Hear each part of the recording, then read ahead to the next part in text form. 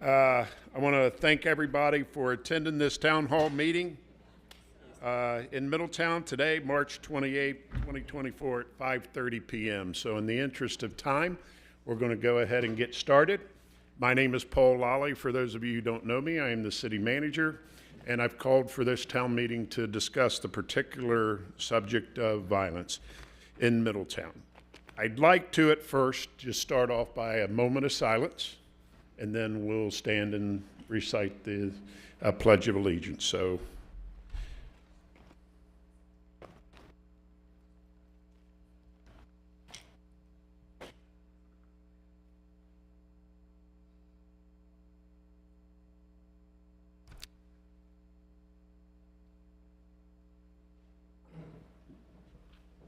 please stand. I pledge allegiance To the flag of the United States of America and to the republic for which it stands, one nation, under God, indivisible, with liberty and justice for all.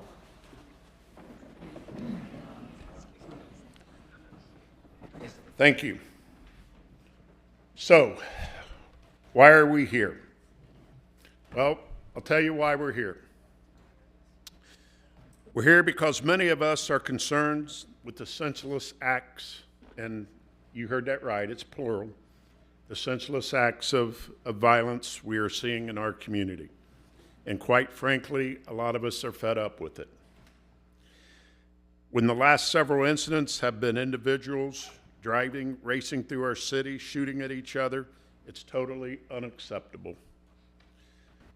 An innocent bystander, a child, is going to get shot, and we can't have that. To paraphrase the late great coach Sam Weiss, you don't live in Cleveland or Chicago or Los Angeles or wherever. This is Middletown, Ohio, a small Midwestern community that we expect more out of our citizens, all citizens. Actually, and encouragingly, Part 1 crimes are down, and there's more to come on that later.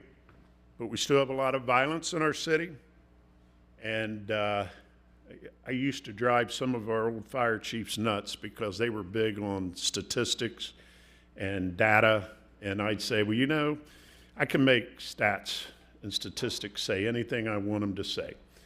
And I drove them nuts because I'd say, figures lie and liars figure. So when I say that Part 1 crimes are down, they are, but they're still too high. They're still too high. We have a lot of work to do. But back to why we're here. Mainly, I'm here to listen. I want to hear from our citizens. What do you think about violence in Middletown? What are your thoughts on what we can do? There's nothing scientific about this meeting, folks. This is a talk. It's about bringing the community together and together coming up with solutions to stop this stuff. And yes, it's stuff that shouldn't be occurring. Let's not sugarcoat it. That's gone on way too long. We're not going to stop this with words, folks. Words aren't going to stop this. We're not going to stop it with prayer. Listen. Yep, prayer can and will help. I believe in God just like most of us here. But it's going to take actionable prayer, actionable words, things that change behaviors. Positive, actionable behavior that is consistent and that is long-standing. Essentially what I like to say, not in Middletown. We can't do this in Middletown. We can't accept this type of behavior in Middletown. That's the mentality it's going to take. We're going to look at assistance from the state level, the federal level, the county level. We're going to look at what best practices are being utilized in other communities to deter the violence. We're going to seek assistance from an organization called the Peace Literacy Institute, and a gentleman who's the executive director of that named Paul K. Chappelle. He was a West Point graduate and served the country in the Gulf Wars, and who offers communities assistance and help and what they can do to bring peace about in their communities and the world, actually. We're going to demand collaboration from our neighborhoods, from our businesses, from our faith-based organizations, from citizens and organizations that are willing to stand up and work together to stop the violence. Somebody asked me the other day, or the day I decided to have this town hall meeting, so what's your goals? Real quickly, I shot back to them, 0 homicides in Middletown. No mother in Middletown being informed on Mother's Day that her 20-something-year-old son was shot to death earlier that morning. Nobody being shot in Douglas Park, or any other park for that matter. Reduction of violent crime in Middletown. But how? How are we going to do this? I don't fully know right now. I know the stuff we do on a day-to-day basis through law enforcement and the courts and other means, and the faith-based organizations helping and other organizations helping. But what can we do further to reduce this violence? You know, some people say more police officers on the street. Well, I'm going to tell you something. That helps, but that's not going to solve it. We have to change behaviors. We have to change attitudes. I know together we're going to figure this out. We have to. We don't have a choice. Failure is not an option, or we're not going to leave a very good Middletown for our children and grandchildren. I'm going to turn it over here to the Middletown Division of Police, and they're going to give us some information on the background, statistics, and what they're doing to combat the situation.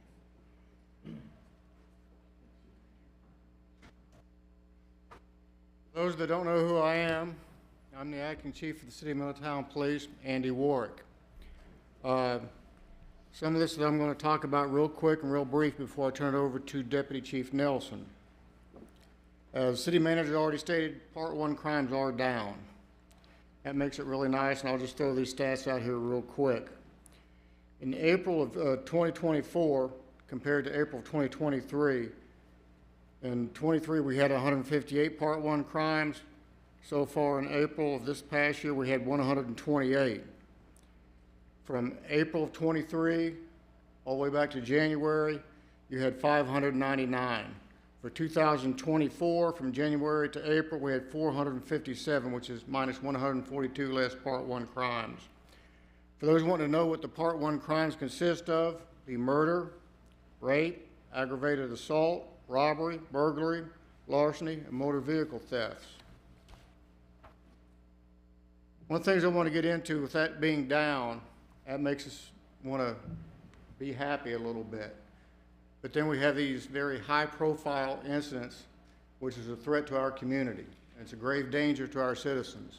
Those are what we now have to concentrate on. As the city manager already said, what we don't want to have happen is the bad guys out there, they get in a gunfight, cars are rolling, and you have some child either out on the sidewalk or inside the house sleeping and get shot by a stray bullet. That is totally unacceptable. And through my experiences, that is usually was what take a community. They're like, hey, we're not having this. Let's go get the bad guys. We need your help now. We got to have the involvement. We got to have the cooperation.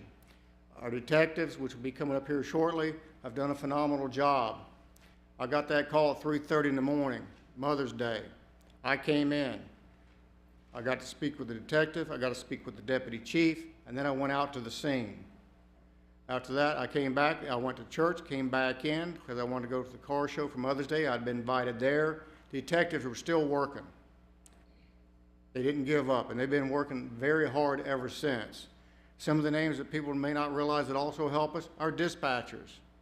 We have one dispatcher, he's very consistent on keeping calls where shots may have been fired in different areas in the city.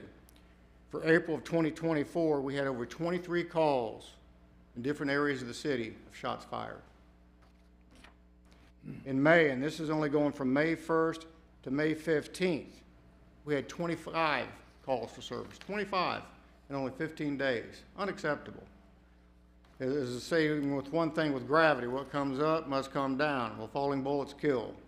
We got to hold these people accountable in reference to those matters. My biggest thing is, we can go out here, the detectives, they'll work endless hours, but they also need the community's help. We work for you, you also need to help us work. At this time, I'd like to call down Deputy Chief Nelson, in charge of detectives.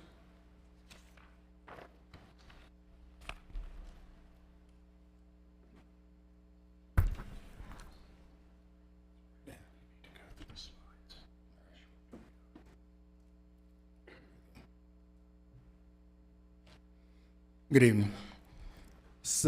Chief Work said I'm Deputy Chief Nelson. I'm in charge of our criminal investigations section. So what I've kind of done is kind of put together a brief little slide of just the timeline of events through this year for gunshots calls and how it compares to last year. So as you can see in 2024, here's the timeline of events when we started to see an uptick in our shots fired call. We first started seeing them in April this year. And don't read too much into it. So when we get these calls, there's a few ways that we go about clearing them out, and when we get it and how we add that to our database for further investigation. So we got a report in April of 2 shots fired in front of a house. Now that doesn't necessarily mean that someone was shot and or there's something to investigate there further. However, we will document that for further investigation. The key thing for that for us is video evidence and any evidence left behind, such as shell casings. Those are the things we're looking for that. And here we go through the timeline of events where we will get to the major stuff that has made the news. Again, these are some basic shots fired calls that we receive that we keep track of. We have one of our detectives who puts out a monthly report to all the detectives and the police officers in our agency to let them know where we are seeing different shots fired calls and if there are any suspects in those cases. As we continue to get through, you see that, again, these are simple calls that we get every day, or not every day, but on a daily basis where you may hear a shot fired call. It doesn't necessarily mean that it is a gunshot. It's just that it's a shots fired call, and that's how we track our information. As you can see, there are different streets, and you'll see we have plotted this on a map, and it is spread out through the entire city. It is not one particular place within the city that we can relocate our resources to the area and stop the violence. It is spread out through the entire city. You get our first homicide, it was April 16th of 2024. Again, that was a homicide, but it doesn't mean it was like a sporadic thing. It was just simply an event that occurred at one of our bars that ended up at Manchester and Verity. Again, that leads to another call on April 19th. April 20th, April 21st, April 22nd. These are all the calls we get. April 25th, 27th. As you can see, we go through the timeline. Those events come every day. And that was through April of 2024. Now we get into the more recent ones. Douglas Park, a 29-year-old male was shot. These are the victims from those shootings. 38-year-old male was shot in Douglas Park. Manchester and Verity was our homicide, a 26-year-old male. So you see the age ranges, they're not all within a younger group. The victims are older as well. And as we get into May 2024, if you look at the descriptions and where they're located at, again, this is spread throughout the entire city. It is not specific to one part of town. May 3rd, May 3rd, May 30 shots fired at Lamberton, so that was our second homicide. We were able to develop suspects in that. We are working on putting the case together. We are meeting with the prosecutors to bring charges against those individuals responsible for that. Again, Aaron Drive throughout the city. These are not specific to one part of town. So here are our stats in the same timeline for 2023. May of 2023, we had 36 incidents or reports of shots fired call. May 2024, 33. So we're not ahead, or it's not some outrageous number where we're having this year. It's just that in a short period of time, we have had some major incidents in gun violence. This is one of the ways that we track our evidence. So this is a NIBIN report. So NIBIN is the national database where a shell casing, if recovered at a crime scene, it is taken to CJIC. So CJIC is the Cincinnati Crime Gun Intelligence Center. So that's where we take all our shell casing recovered from scene. It is placed into a database, and if that shell casing or that gun is fired or recovered in another incident, it will track it. You see incident location on 222 or 23, there was incident 4000 Jewel. Another incident involving that gun or the striations in the shell casing was again used in April of 2023. We were able to link those two cases and develop a suspect, and that suspect was later charged and convicted of that crime. So here are the plots throughout the city. These are shots fired call from May of 2024. As I stated earlier, it is not specific to one end of town. I mean, it's easy to say they relocate or allocate your resources to one particular town or part of town to stop the gun violence. It's just not the case here. It is spread throughout the entire city. That is a map of the entire city of Middletown. So it is not specific to a particular area.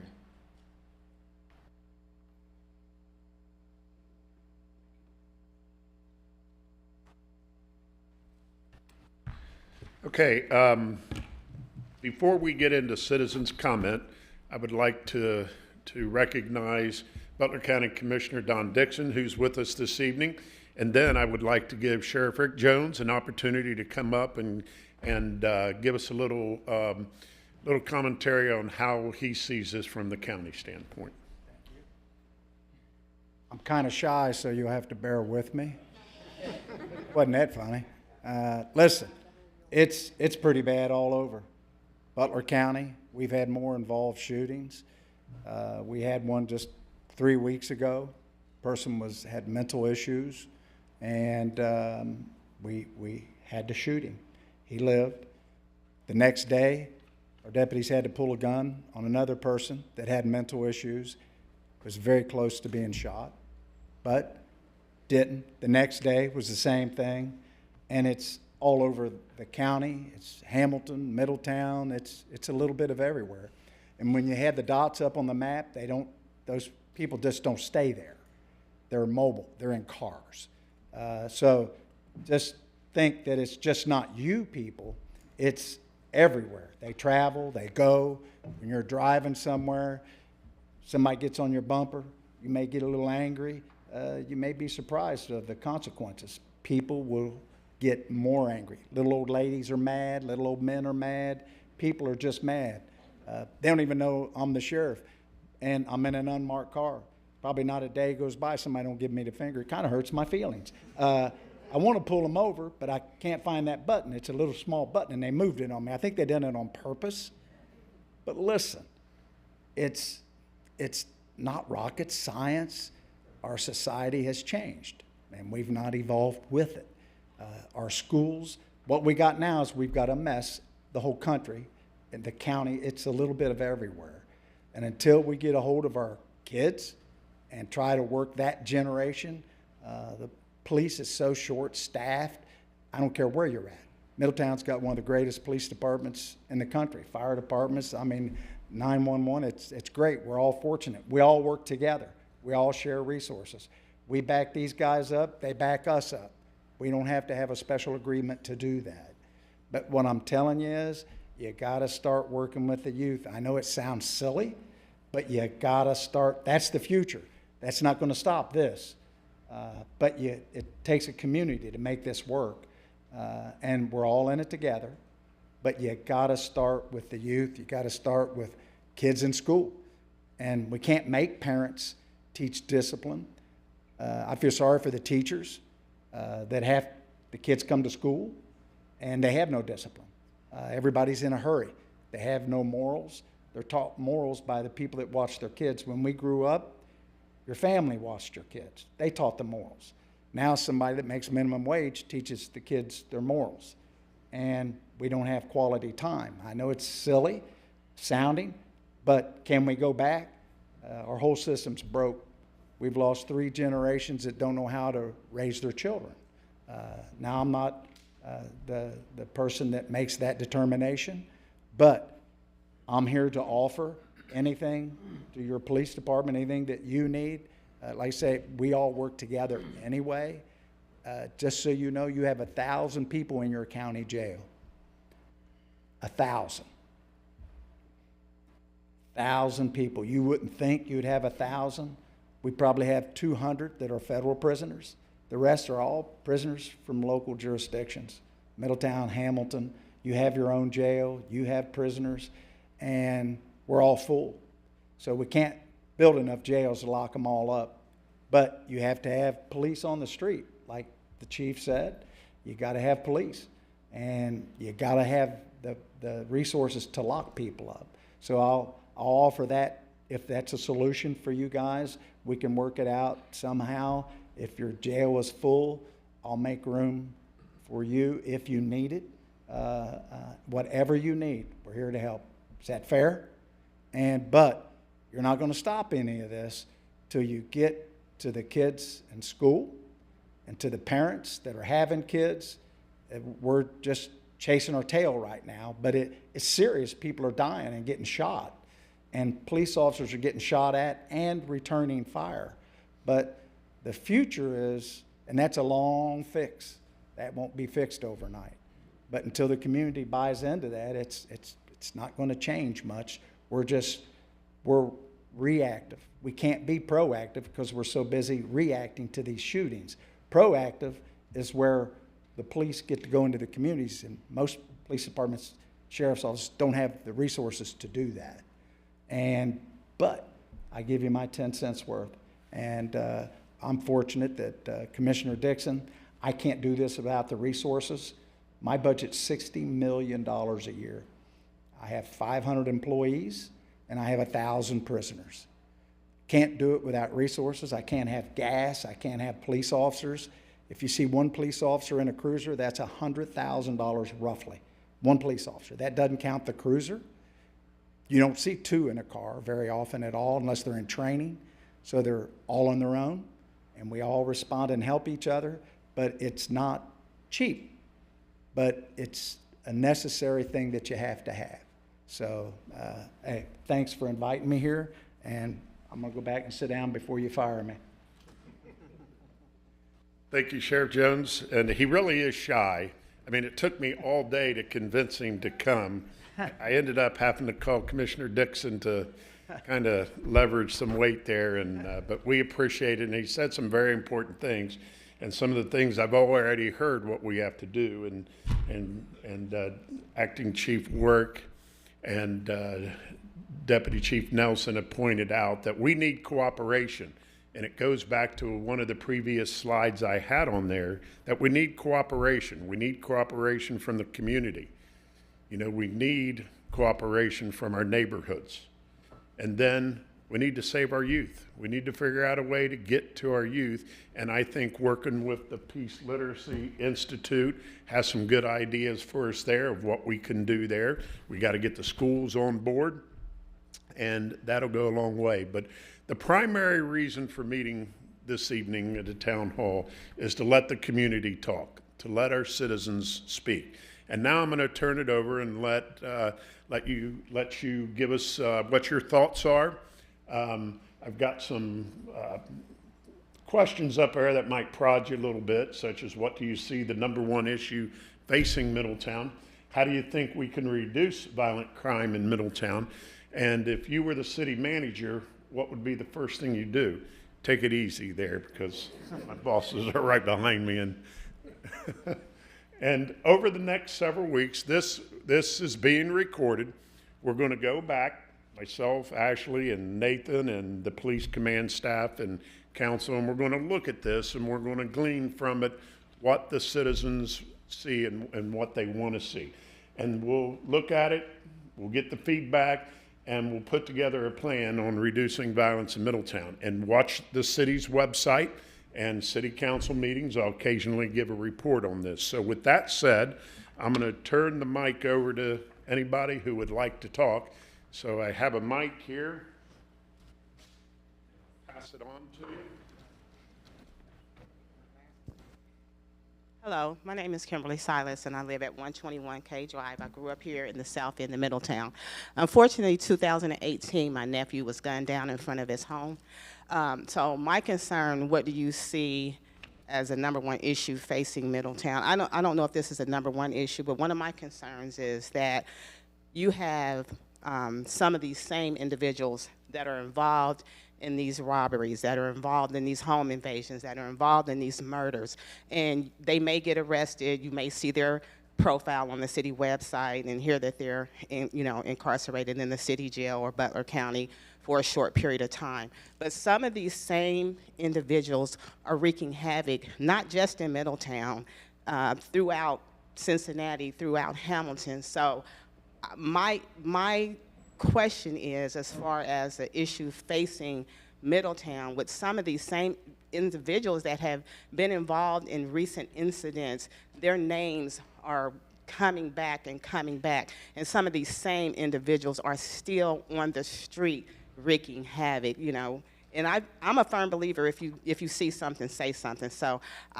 everybody wants our streets to be safe, and with these individuals out there, and like you said, things need to be consistent, but these individuals need to be taken off the street permanently. Let me give Deputy Chief Nelson an opportunity to answer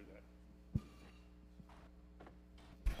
So, I think I know who you're speaking of, or the individuals that you're speaking of. And put it quite frankly, these individuals have instilled fear into a lot of our community. What we don't get from victims or surviving victims or witnesses is cooperation, due to the fear that he has instilled, or his particular group has instilled in our community. However, the detectives' hard work, a lot of hours they put in, reassuring these victims and witnesses that we will protect them, is finally coming to fruition. Since 2018, to be honest with you, we have a list of crimes they have committed, and if you know anything about the Middletown Police Department or anything that we've been working on for the past 3 years at least, in our case since 2018, we've been working really hard to get these individuals locked up. But I know what you're speaking of, and we understand your frustrations as well, but we're working really hard, and I think, and I believe we're this close to putting those individuals in prison for a while. I would like to say publicly, I do thank the city, the officers, my girl right there. I know you guys work diligently on trying to I know you guys worked expeditiously trying to, solve the case, and I know that you're still working. The case is still open. So I do want to say publicly, I do applaud the police officers and detectives for keeping in touch with the family and trying to, bring this case to a close. Okay. Sheriff Jones, if you want to add. I don't need the microphone. Thanks anyway. Listen, I'm kind of shy, so holding that microphone makes me nervous. Yeah, it's the cowboy hat. Does it every time. This big mustache. Look, people are afraid because the police can't live in your community, and you can't.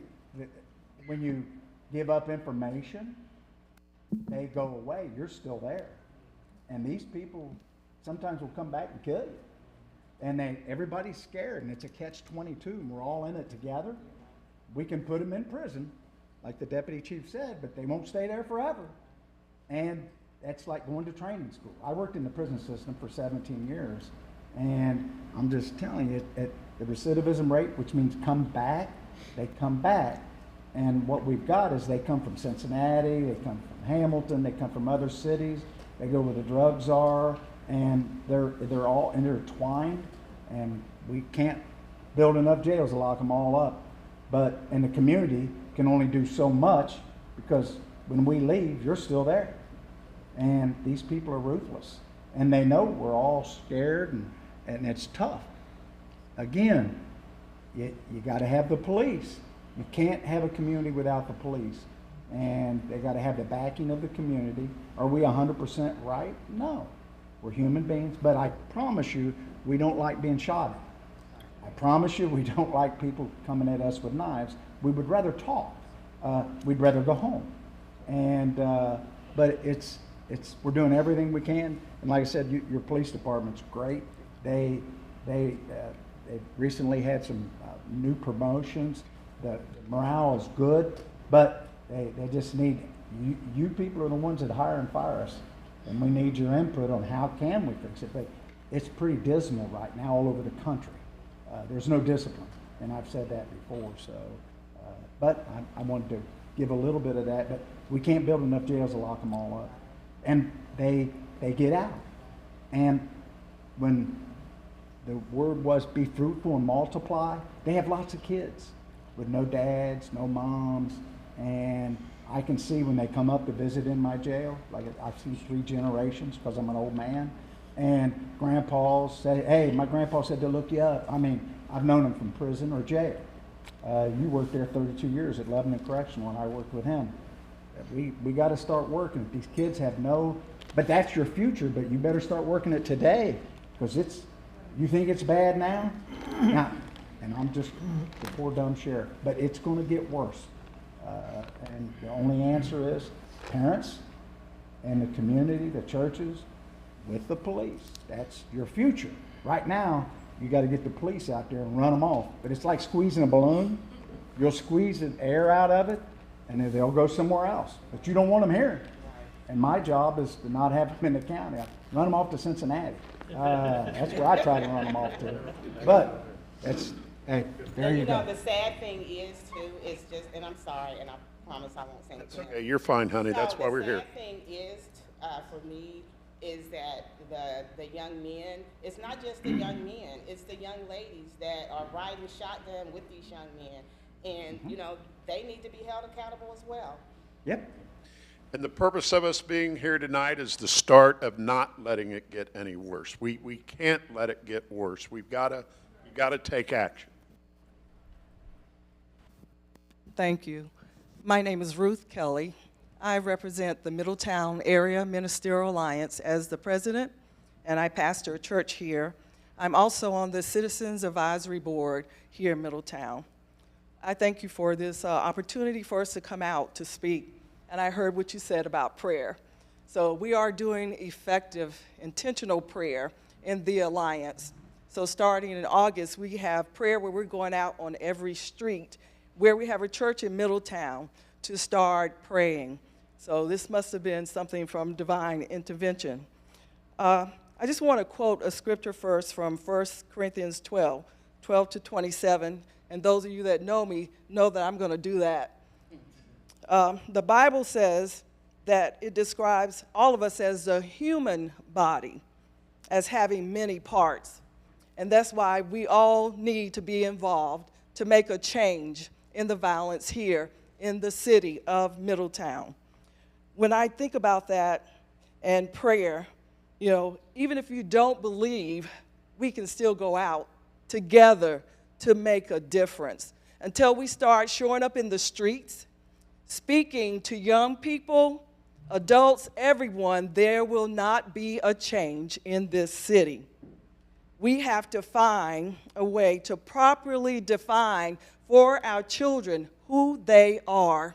That's why a lot of this is happening, because they don't know their true identity.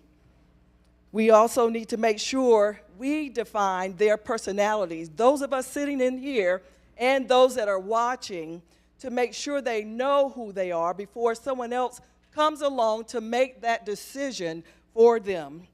So what I like to let you know that the Alliance stands behind everyone here.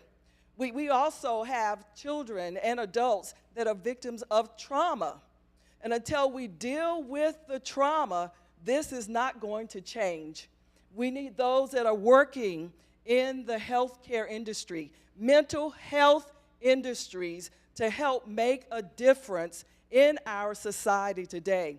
This can change.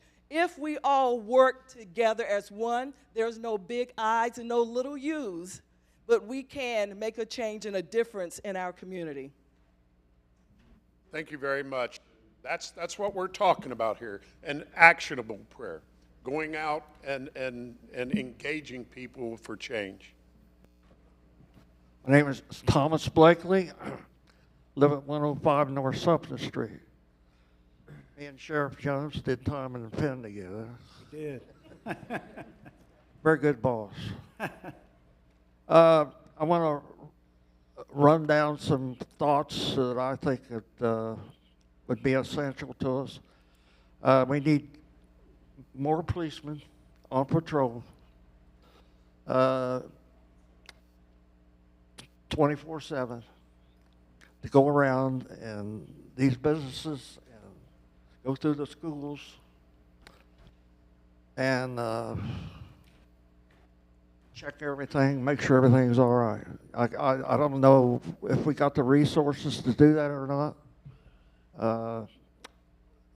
It's not going to be cheap, just like it's been brought out, but we need to get on top of these things when they happen. It's kind of like, you know, we really can't do nothing about it until it happens. And then we got to come up with a solution at the time that it happens to figure it out so it don't happen again. So I think we could start with vehicle checkpoints periodically, checking people, see if they're not drunk or something's going on, or especially these people out of state, you know, that come in and start shooting. And I don't know if we know who these people are that are shooting here, but I hope we find out who they are, and I hope they get prosecuted. As far as the schools, we need metal detectors in the schools. And we need policemen to check these businesses, you know, like Walmart, and have at least 10 officers per shift or something. Go around and check all these businesses to see they do that they're. All right, I've got a son-in-law. He just bought the lakeside, and I appreciate the policemen that's come in there and they check periodically. And these people that's entering the school during school hours, they should be checked ID and maybe even register ahead of time before they do. It wouldn't hurt to have the school doors locked during school. And then somebody has to get out or come in. They need to say who they are or what their business is, talk to us, squawk box. And public events, we need to have people up on the roof or something, so nobody gets shot. Nobody comes in and gets shot. I got a daughter in Cincinnati, and every time you turn the news on, there's something that happened down there. So I think I agree with everybody that if we work together, we can solve this and get it straightened out. Thank you very much for your comments. Anybody else? Deanna? She needs a mic. I'm shy like the sheriff. I'm just going to agree, actually, with the sheriff about a few things in terms of families. I've raised children here, and we live, work, and play in Middletown most of the time. And one of the things that I think is problematic, and not just for Middletown, but we see this a lot of times across the country, we have lost a sense of values and core standards and agreed upon standards. If you go to a good business, I always kind of bring up Rick Pierce, I think he's I bring up the chamber, and I remember being on a board with him, and he would point back to that sign and say, if it doesn't fall up under one of 4 of these things, then we're not talking about it, or we're not dealing with it, or we're not going to go there so that we can stay focused on the task at hand.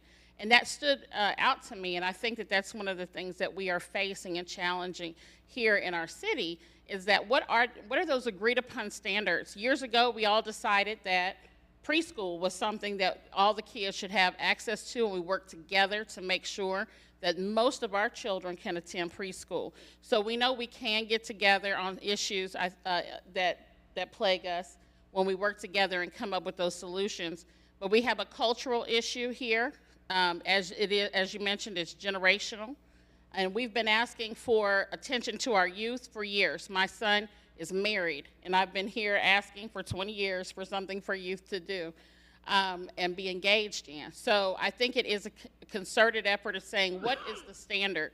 And if it's just the people in this room coming up with a standard, what is that? And then everything we do in our cities, whether you're on an organization or whether you serve on council, a school board, or a citizen, we know everything we do needs to point back to that. Thank you, Deanna. Other comments?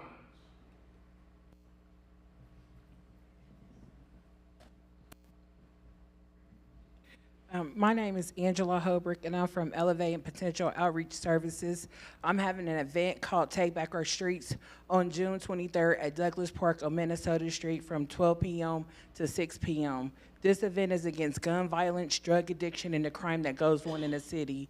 The reason for the event is to rebuild the streets and breathe life into the city. Because I have friends that have lost their lives to fentanyl overdoses that didn't even live to be 50 years old to see their children or grandchildren grow up. I have friends that have lost loved ones to gun violence and didn't even have any offsprings, and now their family members and loved ones suffer from brokenheartedness. At this event, some people from the community will be giving their testimonies, talking about some dark things from their past and how they turned their life around by getting to know Jesus Christ.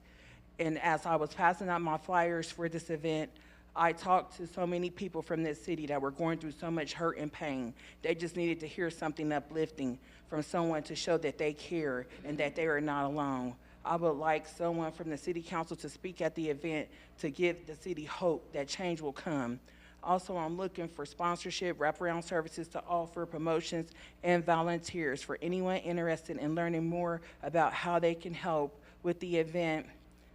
My name is Angela Hobrick, and my phone number is 513-532-6983. Thank you. My phone number is 513-532-6983. I'm nervous. Thank you very much. Thank you very much. And if you would, you got a flyer, can you give that to us? Hey, Paul. Yes, sir. Yeah. Oh, I think that one's on too. Well, unlike a sheriff, I need one of these. I'm not near as big and I don't have a hat.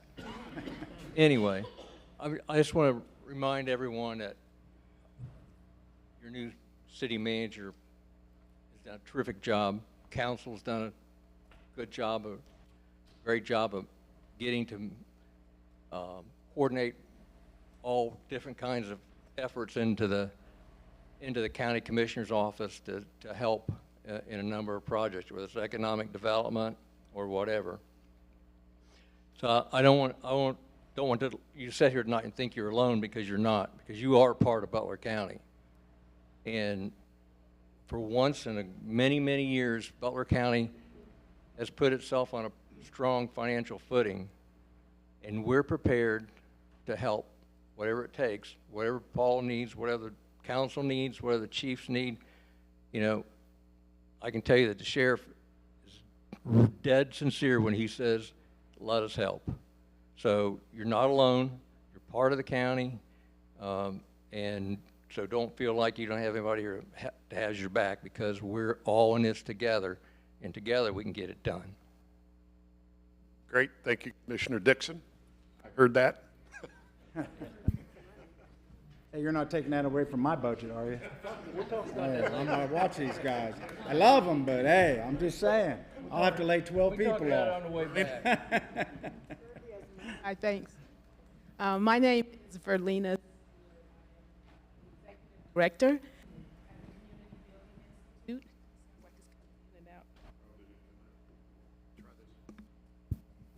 The Community Building Institute, and we also manage the Robert Sunny Hill Community Center. And I just really want to echo what the very shy sheriff said, that we have to focus on the youth if we're going to really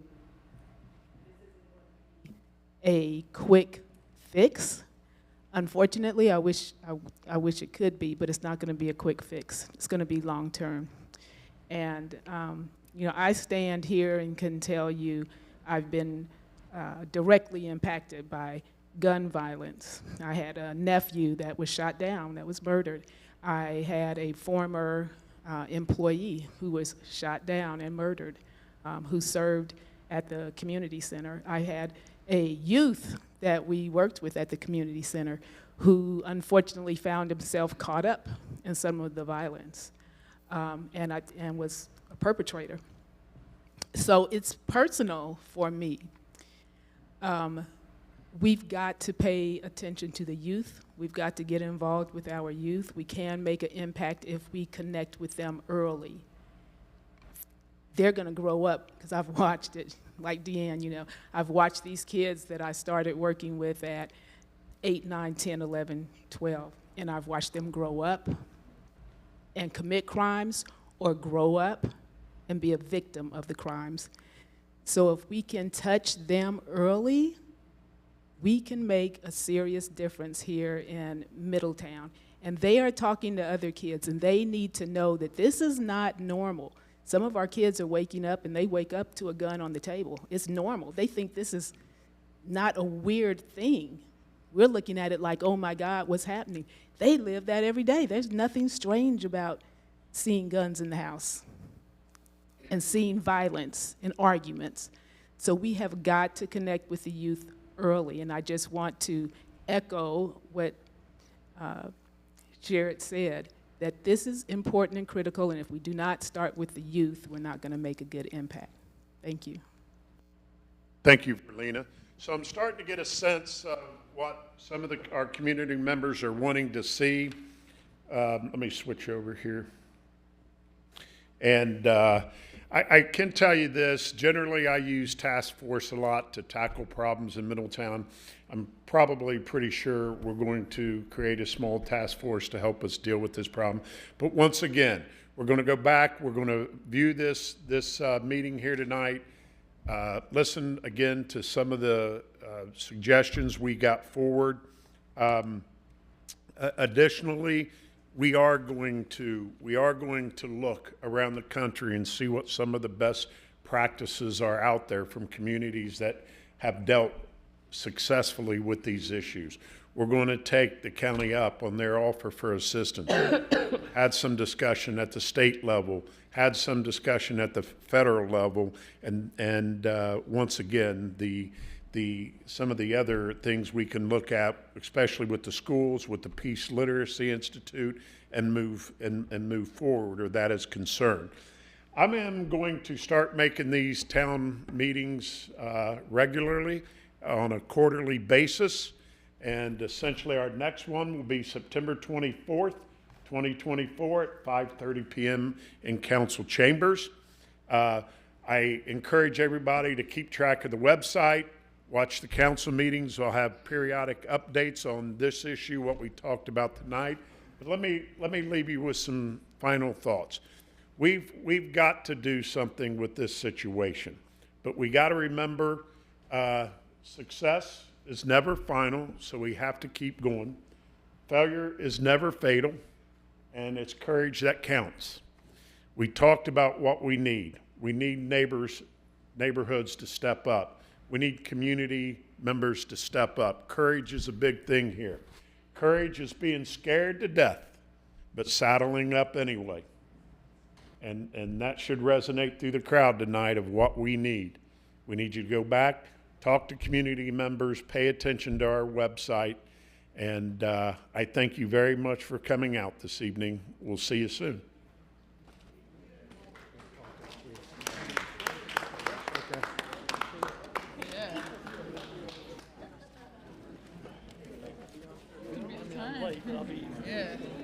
Thank you for sharing that.